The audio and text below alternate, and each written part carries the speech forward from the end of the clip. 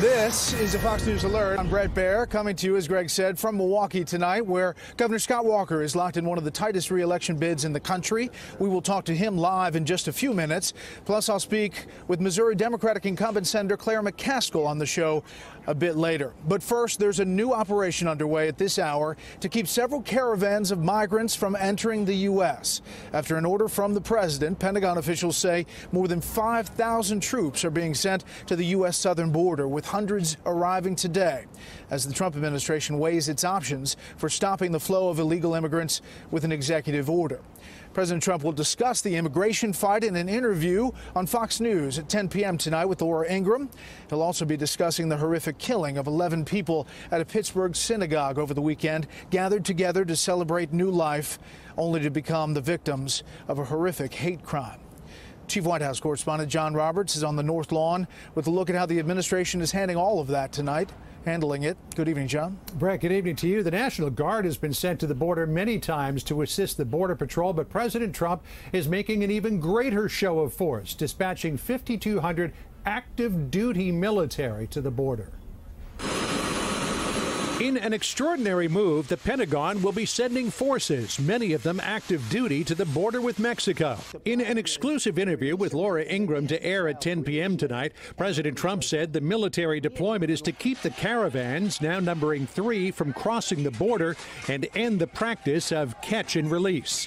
We're going to have tents. They're going to be very nice, and they're going to wait. And if they don't get asylum, they get out. And very few people, they don't actually, if you want to wait, they don't usually get asylum. You know that. The deployment, dubbed Operation Faithful Patriot, will put 5,200 troops on the border. Military police, engineers, doctors, and aviation assets to support Customs and Border Protection personnel. Our message to the organizers and participants of this caravan is simple. We will not allow a large group to enter the United States in an unsafe and unlawful manner. The White House is also considering executive or regulatory action.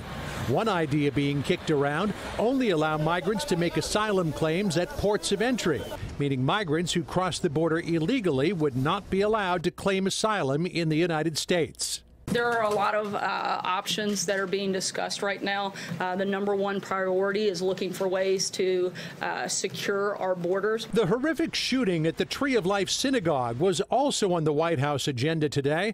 Press Secretary Sarah Sanders becoming visibly emotional at times. This atrocity was a chilling act of mass murder. It was an act of hatred, and above all, it was an act of evil. But the president also took on his favorite foil, the news media, tweeting, "There is great anger in our country, caused in part by inaccurate and even fraudulent reporting of the news. The fake news media, the true enemy of the people, must stop the open and obvious hostility and report the news accurately and fairly." While there is nothing to suggest the synagogue killer's hatred was motivated by the media, President Trump says his tweets were justified. I was in the headline when they got him. They didn't say bomber found.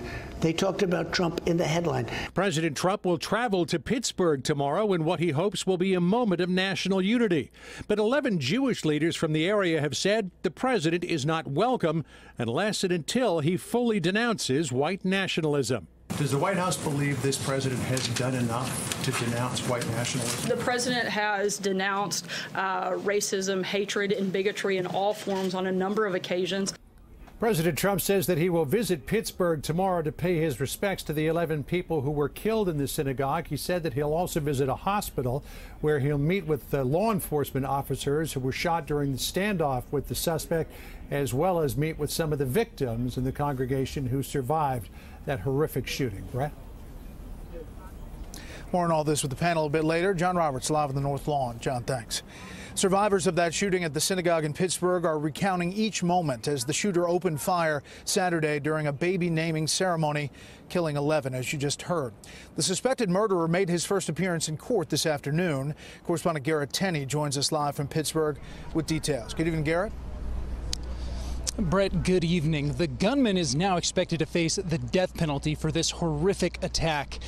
U.S. Marshals rolled 46-year-old Robert Bowers into court this afternoon in a wheelchair for his initial appearance just hours after he was discharged by a hospital for the multiple gunshot wounds he received during shootouts with police on Saturday. A federal magistrate read the 29 federal charges he's facing for killing 11 people at the Tree of Life Sanctuary. According to the FBI, the Pittsburgh native repeatedly expressed his desire to kill all Jews. On Saturday, just as Shabbat services were getting underway, he moved through the synagogue using an AR-15 rifle and 3 Glock handguns to kill 11 people and injure 6 others, including 4 officers who were on the scene within minutes of the first shots. Okay, 7-1, shots fired. Give me additional resources. Additional resources, 3rd floor. 3rd floor, contained in 1 room.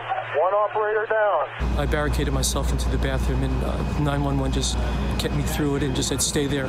The police will come and get you at some point. Over the past 2 days, there has been an incredible outpouring of love and support. Thousands of people of all ages and religions have attended vigils across the city, and you can see here thousands more have been coming to the Tree of Life Synagogue with cards and flowers to express their solidarity with the Jewish community. Tomorrow, the first funeral will be held for a pair of brothers, Cecil and David Rosenthal. They lived with developmental disabilities. Friends say they were inseparable and never missed Sabbath services. Brett. Garrett Tenney live in Pittsburgh. Garrett, thank you. The man suspected of sending pipe bombs to a number of prominent Democrats and CNN was in court today. Cesar Sayoc appeared to tear up at one point during his court appearance in Miami. Federal prosecutors say they will seek to keep him in jail until trial. A bail hearing was set for Friday. He faces more than 50 years in prison if convicted on all 5 charges.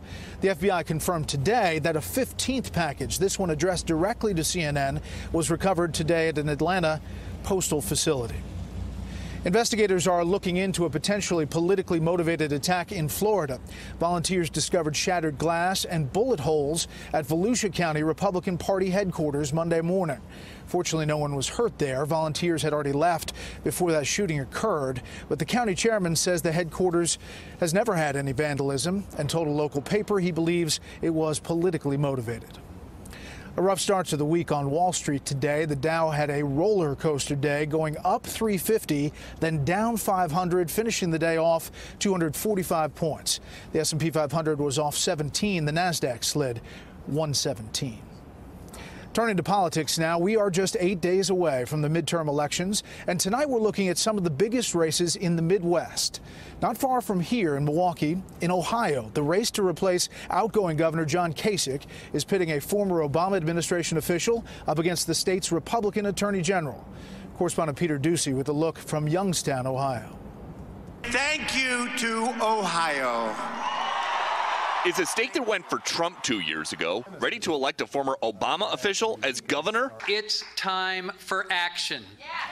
Richard Cordray was once director of the Consumer Financial Protection Bureau, and now he's Ohio's Democratic candidate for governor. We'll bring down the price of prescription drugs and provide more Ohioans with reliable and affordable health care. Today, former Vice President Joe Biden dropped by to help. We need men and women of character. You put them in office, we will take back the world. Challenging Cordray, Republican Attorney General and former U.S. Senator Mike DeWine. He says the things voters ask about the most are jobs and solutions to the opioid epidemic. DeWine supports drug education starting in kindergarten and opposes a ballot measure Cordray backs that would weaken penalties for some drug offenders. So Highway Patrol or one of our sheriffs pulls over someone, they find this fentanyl in their car. You could not even arrest them. His campaign might also benefit from an electoral battleground expanded by Trump. If you look at Steubenville, Youngstown, that part of the state, which has historically been socially conservative, but has traditionally voted Democrat, he really changed that. Candidate Trump's trips to Ohio's Steel Valley helped him carry the state. He was the first Republican to win Trumbull County since 1972 and finished stronger than recent Republican nominees in Mahoning County with a message tailored to workers there. We're going to bring jobs back. Two-term governor and Trump critic John Kasich has stayed out of the race to replace him until now. He'll rally for DeWine Friday. We would expect a close race. It is Ohio.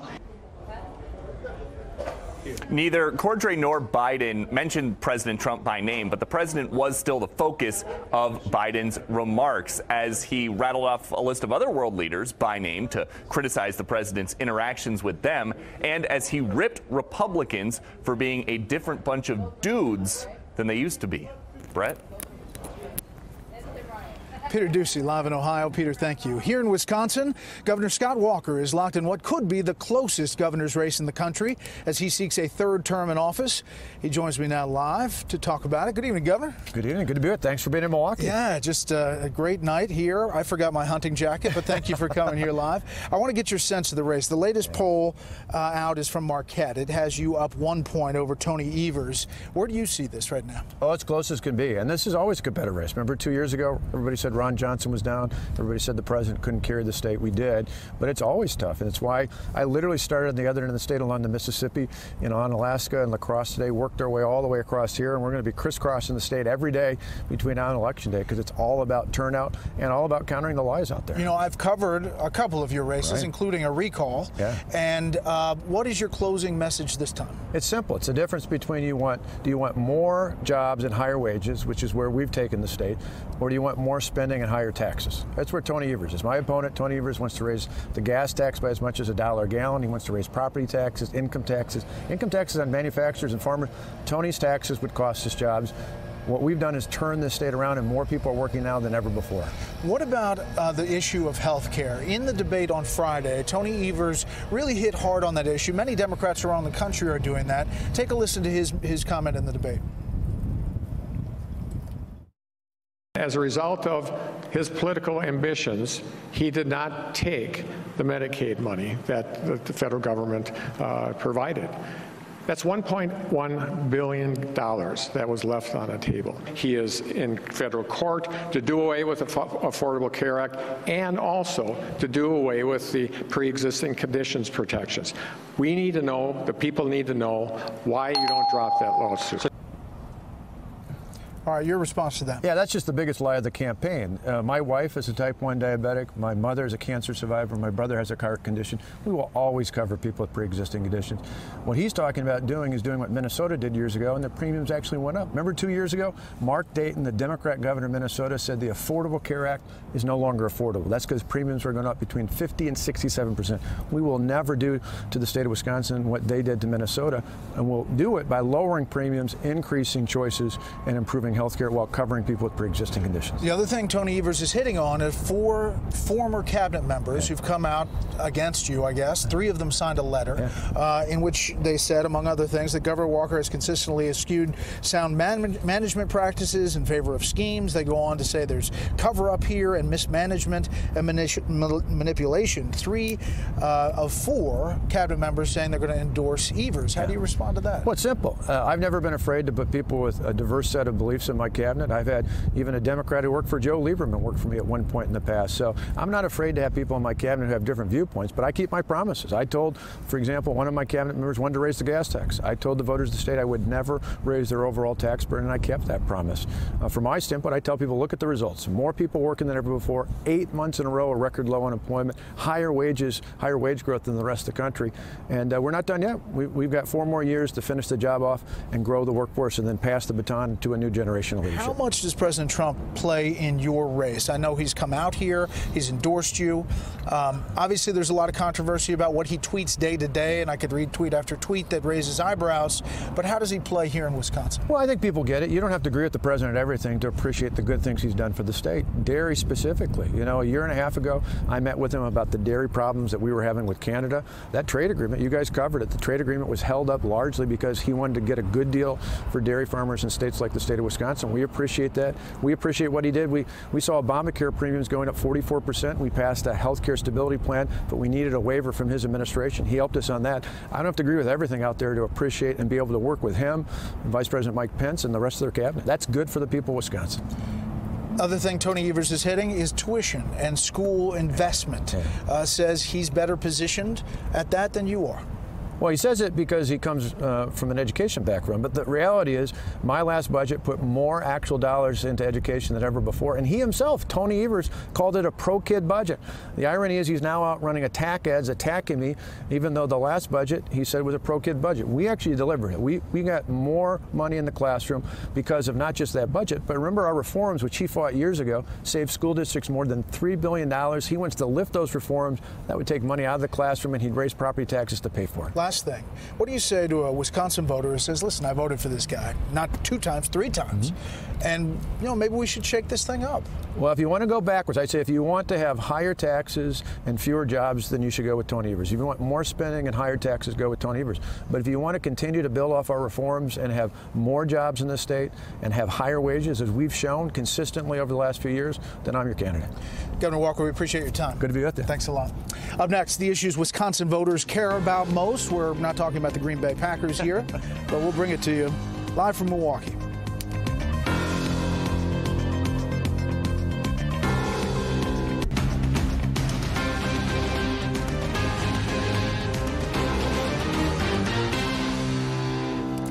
Welcome back to Milwaukee, Wisconsin. As we do each time we take the show on the road during an election season, we take time to talk to voters like you, trying to get a sense of what you think is most important. With just 8 days until Election Day, we talked to some voters here in Milwaukee. Cheers. Cheers. Robin Moore is a Milwaukee businesswoman, a wine consultant who says the economy is by far her most important issue. I've got 300 wines Wow. in various stages of availability. Robin voted for President Trump and Wisconsin Governor Scott Walker and says she sees success and believes both need more time and support to continue to grow the economy. Rising tide floats all boats, and in the business that I'm in, it's discretionary income that helps me do what I do, and so I want people to be able to, live a full life and, be able to pay for the things that they need to pay for, put their kids into school, whatever school they want, whatever college they want, seek the opportunities they want, and then come and see me when they want to sit back and relax, and people just, don't have the fear of what's going to happen tomorrow. Hello, my name is Rick. I'm an organizer with Block. Rick Banks is a community organizer working with primarily black neighborhoods in Milwaukee. For him, income inequality and criminal justice reform top his list of most important issues. Well, if you measure the economy by like unemployment numbers and things like that, yeah, it looks like the economy is doing good. But when you look at people's actual living conditions and the amount of money that they're actually making, how many people are working 2 to 3 jobs to kind of make things work, I wouldn't say that's necessarily an economy that's working. Criminal justice reform is a huge issue and that it needs to be tackled. I think that Tony Evers can get some things done. I got just escape for you, pal. A few weeks ago, we introduced you to George Batcha, the owner of the Hockey Zone just outside Milwaukee. As hockey season gets back in swing, George says he's seeing the improving economy firsthand. Those players know exactly what they want. They're elite players, which means elite product. Since we first talked, George said he's even more convinced that staying the course is important. A lot of reaffirmations on what's important to me, my family, and my business. People are certainly more optimistic. They're going to go out and spend. Even if the dollars may not necessarily add up to a whole lot, people are going to be fired up for the holidays. They are already. And that helps you? Big time, big time. Solana Patterson-Ramos is an event organizer. She grew up poor and thinks education is the key issue for the future, especially in this governor's race. I think that there needs to be even more of a push on what does supporting public education really mean. In other states, we're going to free education. They're talking about it, but I don't think they're talking about it in the way that I would like to see. Daughters or nieces and nephews are Our thanks to those voters today. Up next, Democrat Senator Claire McCaskill in Missouri in a tough re-election bid in the state of Missouri. She tells us exactly that her mouth gets her in trouble. On what issue? We'll find out after the break. But first, beyond our borders tonight, a Lion Air flight that had been cleared to return to Jakarta's airport just a couple of minutes after takeoff never made it. 189 people died when that plane crashed into the sea off of Indonesia during fair weather. The Boeing 737 had just been delivered to the airline in August and is the same type of plane that both Southwest Airlines and American Airlines also operate. President Trump congratulated Brazil's new president today, Jair Bolsonaro, sometimes referred to as the tropical Trump in Brazil, Bolsonaro is described as a far-right leader. His election win seems to parallel the emergence of right-leaning leaders around the world. And German Chancellor Angela Merkel will not seek re-election when her term expires in 2021. Merkel announced her intentions today, saying it's time for her to start a new chapter. Merkel will also step down as her Conservative Party leader before then. Just some of the other stories beyond our borders tonight. We'll be right back to Wisconsin.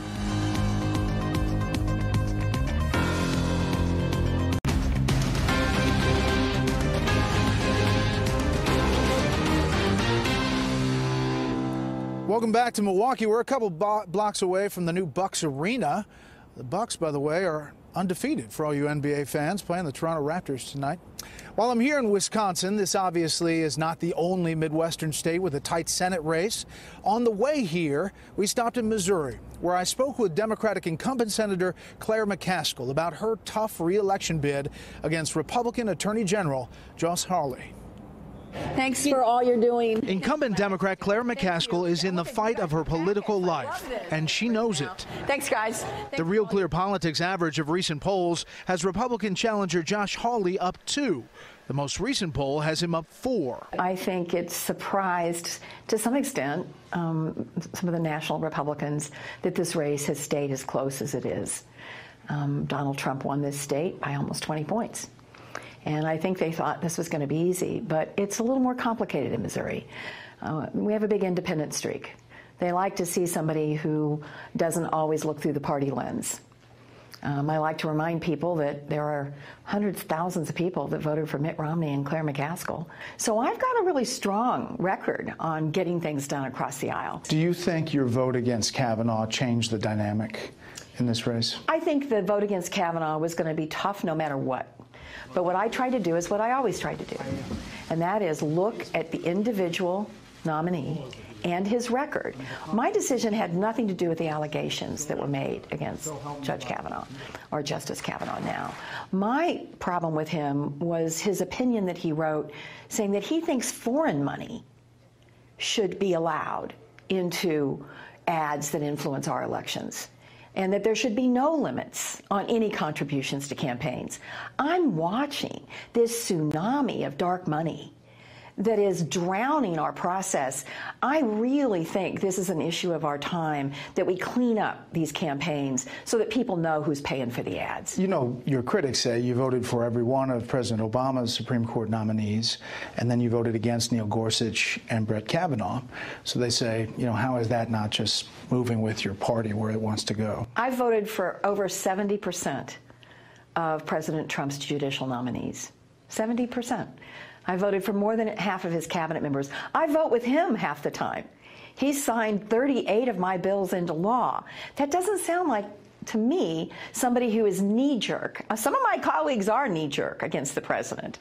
I don't get up every day figuring out how to fight the president. I get up every day trying to figure out how I can fight for Missourians. To that point, you have this radio ad out now that says, at one point in an exchange, she's not one of these crazy Democrats. Claire's not afraid to stand up against her own party.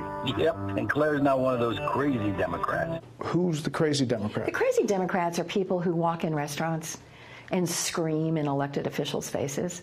The crazy Democrats are, we have a state senator here in Missouri that actually advocated for the assassination of President Trump. That's a crazy Democrat. I don't do those things. I am not somebody who thinks that we should ever be uncivil. I think what most Missourians want is for us to listen to each other, figure out where we can compromise, not scream in each other's faces, not call each other names. So I'm really talking about civility here. I'm talking about being polite, having good manners. Well, just to be clear, there's not another crazy Democrat in the Senate. Well, I would say this. I would not call my colleagues crazy, but Elizabeth Warren sure went after me when I advocated tooling back some of the regulations for small banks and credit unions. I certainly disagree with Bernie Sanders on a bunch of stuff. So I'm not afraid. You know, I've done those kinds of things which do separate me, I think, from some of the knee-jerk folks that just are against the president no matter what. You point out about the percentages of voting with the president. 538 has it as 45% roughly. But you do vote with Chuck Schumer 80% of the time, and Elizabeth Warren 67%, and Bernie Sanders 66%. Well, you know why that is, Brett? Because we aren't getting a chance to vote on much. We have not had full debates in the Senate in a while. These bills, like the tax bill, that was written in Mitch McConnell's office. It wasn't written in the Finance Committee. It's been probably 3 or 4 years since we've had a full debate in the Senate with lots of amendment votes. Now, if you go back and look at my record the entire time back when we used to vote on things, you'll see a much more accurate picture of how willing I am to listen to both sides and do what I think is right regardless of party. What do you think the most important issue for Missourians is right now? Health care. By far? By far. It's not even close. Not even close. And I know that because I did over 50 town halls last year. And mostly in very red places where I'm not very popular. And what people are worried about, we need to keep the parts of the ACA that work. And we need to fix the other parts. This thing has been such a political football. And I've been the first to say it wasn't exactly right, and we shouldn't have ever done it on a party line vote. We've got a couple of bipartisan bills that will make it better. If Mitch will let us vote on them, I think we could actually improve the exchanges. I think we could actually pull back some of the regulations. But the notion that Josh Hawley is marching into court trying to score a political point without thinking of the consequences to Missourians about all of their protections going away with no backup. There is no backup, and as I like to tell Missourians, why do you think they asked the court not to decide the case until after November? Hawley called that attack disingenuous in the debate last week. She says people want to hold on to things. They don't want to hold on to Obamacare. Healthcare costs up 145% in this state on the exchanges because of Obamacare. The other issue that's being talked about, obviously because the president is about immigration. Sure. So this caravan is getting a lot of attention. It's Stop coming. them at the border. And what do you do? When they get to the border, what do you do? I think the president has to use every tool he has at his disposal, and I'm 100% back him up on that. Whether it is turning them back because we are not equipped to handle that many asylum claims into our system. And by the way, that's one of the issues here. We've got to surge and use technology to address when somebody comes across the border and they ask us for asylum. The law says we need to hear them, but we're waiting way too long to hear it. We need to hear them right away. So I do not want our borders overrun, and I support the president's efforts to make sure they're not. Do you regret supporting Hillary Clinton in 2016? That's a hard question. Obviously my state disagreed with me on that. I thought she was certainly had the breadth and depth of experience that qualified her. But I'd rather look forward and not backward. And my only request of the president is that I think we should not make the press the enemy, and I think the truth matters. We've got plenty of differences, Josh Hawley and I, and we should be campaigning on those. An undercover video from Project Veritas where the senator said she would be for toughening gun control laws more than she talks about publicly got some attention in the race. High capacity mags. I've voted for most of those things before. For a ban? Oh, yeah. Great. Video that came out and somebody asked you questions about what you would do. Yeah. What's your reaction to that? Well, people in Missouri know where I stand on this. I'm for the Second Amendment and also gun safety. I voted to ban assault weapons. This is not a secret. The thing about those films that bothered me was not what was on them, because you don't do 52 town halls and let anybody come in the door and think you're hiding anything. It was that they had embedded themselves in our offices for weeks on end, and that guy had accessed our computers.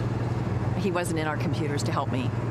So there was fraud, and I think that's a new normal that we've got to do something about. There's no voter out there that has to worry about what you say to us as being different than what your policy on guns is going to be. That's when it comes in handy that I've got this very clear record.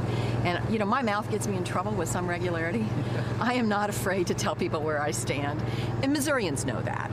I have, the NRA's come after me in every single election. This isn't like some state secret. That I believe we should have universal background checks, and I believe we should ban bump stocks, and I believe if you've been on a terrorist list, we probably shouldn't be getting weapons at a gun show. This is stuff I've been very clear about, and you know, the NRA is running ads against me, so I don't think that how I feel about gun safety is a secret from Missourians. Last thing, you got the bus right here. Is this is this the closing days? You spend a lot of time on this? Oh, I spent a lot of time on it. You know, not just now, but for months on end. Can I tell you a secret? Yeah. I'm a little tired of the bus. I love the people I get to meet. Yeah. You know, hugging strangers is my favorite part of the campaign. It is. I've spent a lot of hours on the bus this year. Well, I think that's our signal to wrap up. So okay. All right. Thanks, Brett. Thanks so much. Thank you. Well, McCaskill's challenger, Republican Attorney General Josh Hawley, just appeared on Your World with Neil Cavuto earlier today after getting a little help from some friends in St. Louis. Senators Cory Gardner and Lindsey Graham joined him on the campaign trail. We are fighting now to save our country. That's what this race is about, whether or not we can save our country. It's a big choice between two very different visions of our future. There's the vision that you voted for in 2016 to rebuild this country. McCaskill is one of 5 Democrats up for re-election in a state Donald Trump won by more than 15 points. Up next, we'll talk to the people who are following the Midwest races closest, the political reporters on the ground here in Wisconsin and Missouri. Stay with us from Milwaukee.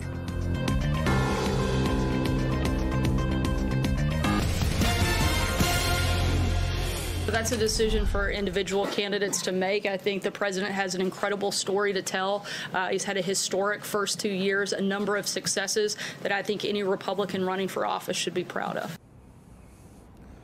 Sarah Sanders at the White House talking about whether President Trump factors in or is mentioned by Republican candidates here in the Midwest, particularly. We brought you Governor Scott Walker earlier in the show. The Marquette is the latest poll. It has Walker up 1 point, extremely tight against Tony Evers. We should point out we invited Tony Evers on the show. The campaign turned us down repeatedly. And as we look at the other race here in Wisconsin, the Senate race, Tammy Baldwin with a comfortable lead according to the Real Clear Politics average of polls over Republican Leah Vukmir, and then the Missouri race we just brought you, Josh Hawley said to be leading in the average of polls by 2. The most recent poll has him up 4. Let's bring in our panel of local reporters. Scott Bauer, political reporter for the Associated Press, joins us from Madison, Wisconsin, and Jason Hancock, political reporter for the Kansas City Star, joins us from Columbia, Missouri. Jason, I want to start with you since we just wrapped up that Claire McCaskill interview. She sounds like she's moving a little bit more to the right, at least in the interview that we just finished. Yeah, absolutely. I mean, she's trying to appeal to some of those same white working class voters that ended up supporting the president in 2016. Because as she noted in your interview, this is a state that Donald Trump won by almost 20 points. So she sees that as a piece for her political survival, is to reach out to those voters that may have voted Republican at the top of the ticket in 2016, but who have known her and voted for her before. She's hoping that they'll vote for her again and that the political environment in Missouri hasn't completely shifted under her feet. Scott, for Governor Walker here, he has been the target, the major target for Democrats for years and years.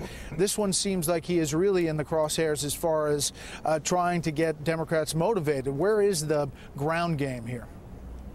Yeah, this is the first time Governor Walker has been on the ballot with an incumbent Republican president. That's a dynamic he's never faced before. But he also built an incredible get-out-the-vote effort that has, as you referenced, led him to 3 wins over the past 7 years. You know, he won the recall in 2012. So he's really counting on getting out those supporters who've been there for him in the past, and also hoping to get some of the people who voted for President Trump a couple years ago to come back around and vote for him for a 3rd term. Scott, is Tammy Baldwin safe here? I mean, is that, you think those polls are accurate? It's interesting that, as you mentioned, Tammy Baldwin has a double-digit lead in many polls, whereas Governor Walker is extremely tight. You couldn't have 2 different people on the ballot than Tammy Baldwin and Scott Walker. So to see them being so different, it lends a question as to why. And, you know, Tammy Baldwin's the incumbent. She's fairly well known. Scott Walker, also the incumbent, facing a little bit tougher, or a lot tougher of a battle than Tammy Baldwin. So it's really going to come down to turnout and whether the governor can get his people to show up. And if he gets enough of them, that could pose a problem for Tammy Baldwin. Jason, quickly, biggest issue in Missouri as you see it now? I think Senator McCaskill's right that it's health care is the biggest issue, but you can't discount how much energy the Kavanaugh nomination also gave to the Hawley campaign. It really energized Republican voters, and you could sort of feel the race shifting during that confirmation hearing into Josh Hawley's favor. Well, we really appreciate the local perspective. You guys cover these races every day. Thanks for the time. Next up, what can they do? U.S. troops head to the border as the fight over immigration, that caravan heats up, plus reaction to the weekend's events with a panel from D.C.